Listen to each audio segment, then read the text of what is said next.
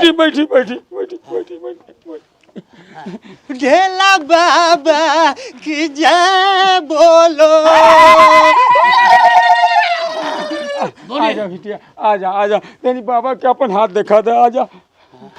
हेरा उज्जा हेरा हेरा आओ आसन ग्रहण करो बच्चा। नीचे बैठ जा नीचे बैठ जा।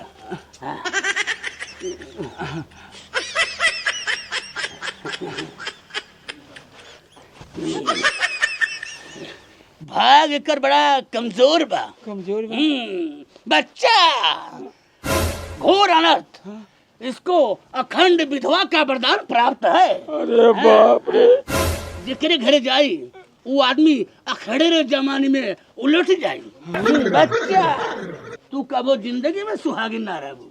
हाँ यह नहीं अभी घर में रही तेकर माई दादा भी वो जियते खून फेंक के फंस फंसा के। अरे बाप रे हाँ पहले करे माता का विधवा योग लिखा है।